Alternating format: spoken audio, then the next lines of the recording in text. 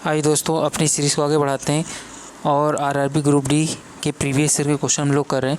तो कह रहे हैं हमसे, क्या कह रहा है, 5 दोस्तों के बीच एक केक बांटा जाता है। 4 के हिस्से दे रखा है और 5वें दोस्त का हिस्सा पूछा है।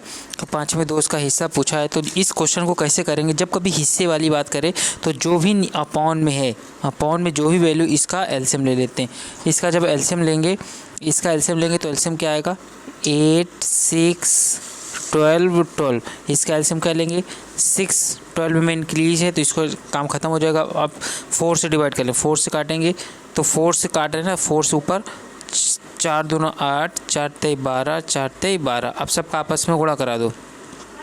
अभी और किससे कट रहा है, 3 से कट रहा है तो 1 3, ये 1 3 से ये दोनों काम खत्म हो गए। एक बचा, कितना हो गया एलसीएम, बचा जो बचा उसका आपस में सबका मल्टीप्लाई करा देंगे।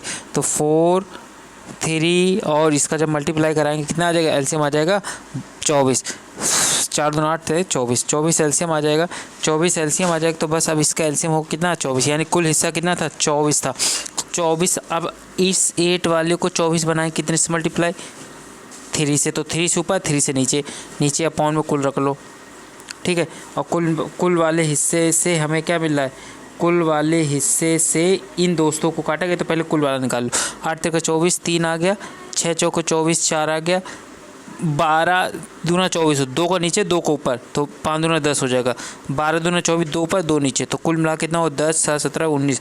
19 हिस्सा तो उसने बांट दिया, 19 बांट दिया तो बचा कितना, हमारे पास था कितना, 24 था। 24 में उसने कितना बांट दिया, 19, तो बचा कितना है, 5। कितने में से बचा है, 24 में बचा है, इसलिए इसका आंसर क्या था, 5/24 इस क्वेश्चन का आंसर था। अगला क्वेश्चन क्या कह रहा है हमसे, अगला ये क्वेश्चन कह रहा है, देखो कह रहा है हमसे कि PIPE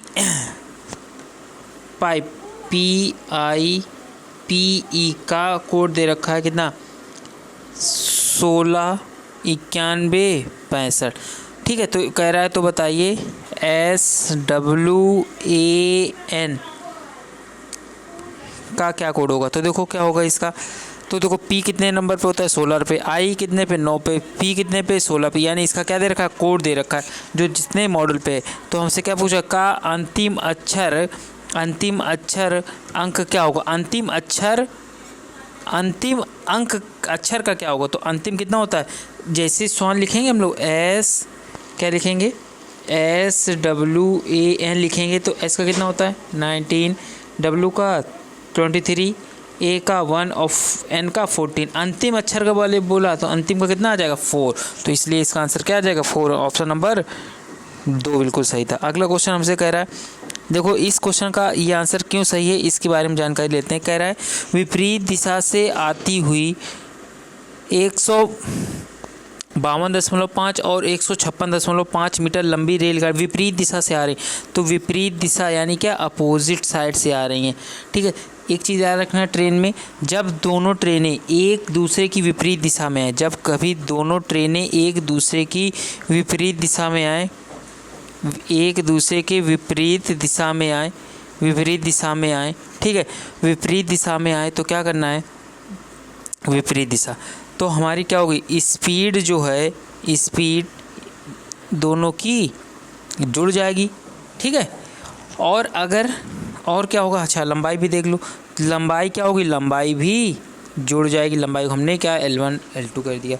अब ये कभी एक ही दिशा से जैसे चल के आ रही हो, एक ही दिशा से चल के आ रही, एक ही दिशा से अगर आएंगी तो क्या होगा, स्पीड दोनों का जो ज़्यादा होगा उसका घट जाएगा और लंबाइयाँ क्या होंगी, दोनों की जुड़ जाएंगी। तो कंडीशन ये है क्या, उसने कहा विपरीत दिशा, तो लंबाइयाँ तो हर कंडीशन में जुड़नी, तो 52.5 प्लस 157.5 जब ऐड करेंगे 5 5 0 10 0, यहाँ पॉइंट आ गया, 5 5 10 11 2 3 310 किलोमीटर, यहाँ 310 मीटर है, 310 मीटर लंबी ट्रेन है, ठीक है। लंबी ट्रेनें, 2 रेलगाड़ियाँ 9.3 सेकंड में एक दूसरे को पार करती हैं।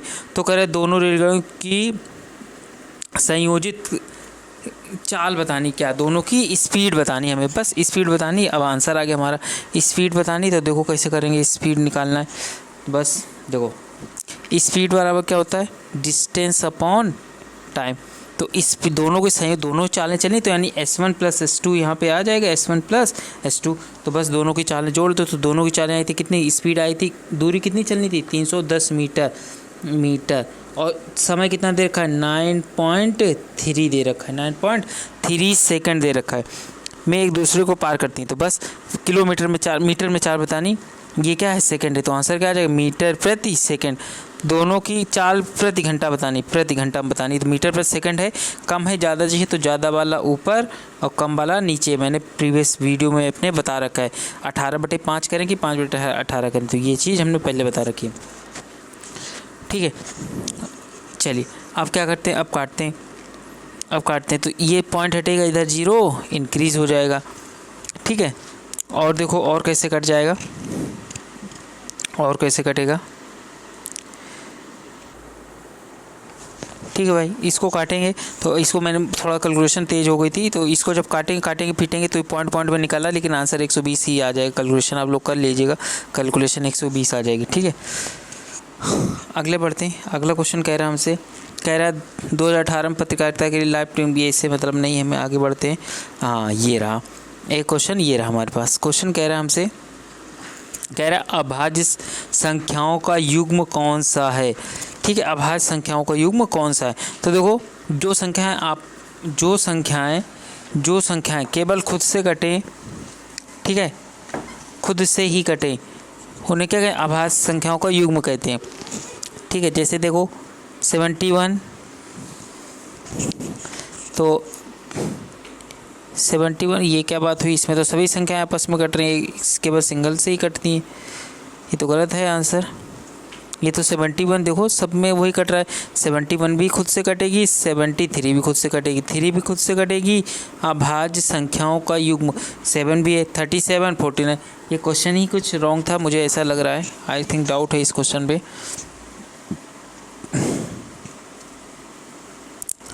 आगे बढ़ते हैं, अगले क्वेश्चन पे आते हैं। क्वेश्चन कह रहा है हमसे,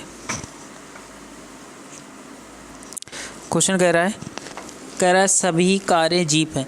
सभी कार क्या हैं, सभी कार जीप हैं। ठीक है भाई, जीप हैं। सभी जीप 4 पहिया हैं। सभी जीप क्या हैं, 4 पहिया हैं। ठीक है भाई, पहिया हो गया। अब हमसे क्या कह रहा है, बताइए सभी 4 पहिया कार हैं। यहाँ से थोड़ा गड़बड़ कर दिया लिख के हमने, यहाँ बनेगा नहीं, छोटा बनाना पड़ेगा, यहाँ बनाते हैं।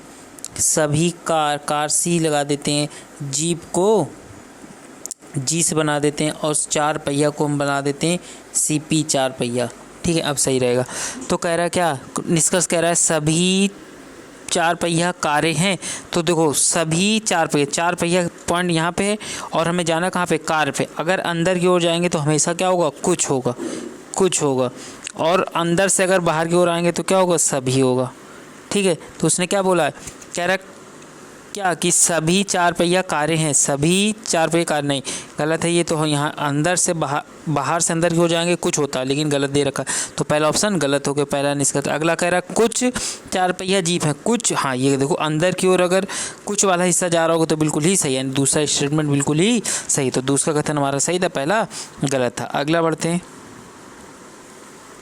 अगला क्वेश्चन हमसे कह रहा है, हमसे देखो